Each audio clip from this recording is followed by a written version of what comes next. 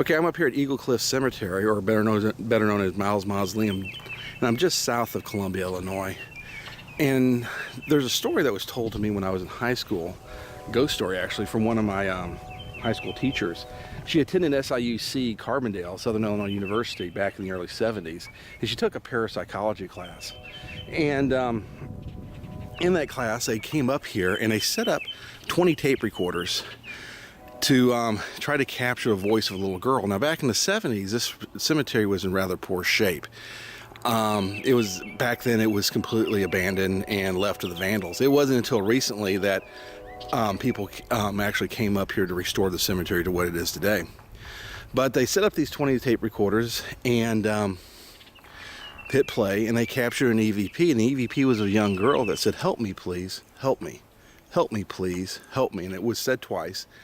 And that had to be quite a shock to hear an EVP that clear and hear something repeated. Usually EVPs are yes, no, or maybe just a name. But that had to be quite a costly experiment too, because to have 20 tape recorders up here when tape decks in the early 70s were quite expensive.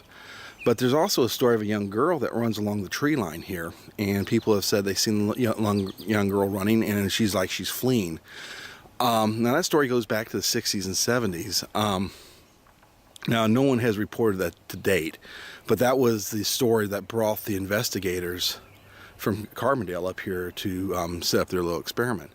But yeah, this is the haunted Mausoleum up here in southern Illinois, just south of Columbia. And what I'll do too is I'll walk down and I'll show you the front of the mausoleum, because it just wouldn't be the same without actually seeing the front of the mausoleum here.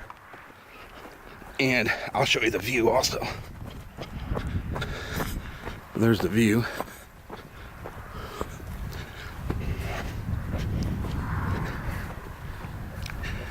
And I'm going to show the video camera to show you that vandals are being watched now.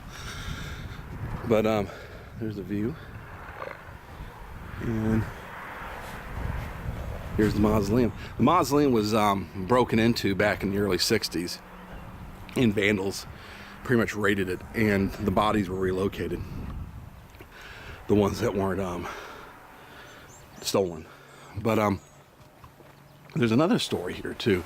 I'll point that out and come up here real quick. Let you see what the inside looks like.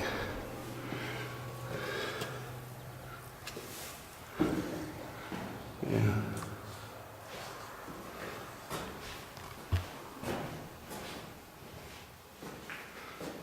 But they've done quite a job restoring it. When I was in high school, this was filled up. This was completely covered in graffiti. And from what I understand, it took them quite a long time to get the graffiti off this. But there's one more story. When I was in high school, and actually a kid fell off the cliff when this happened. But down here, you can see a little trail.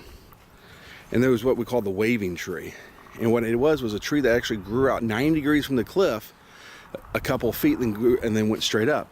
Now all this was tall grass, and what would happen is you'd walk down there, you see the tree, and you would think you had a couple more feet of cliff, but actually what you had was drop off.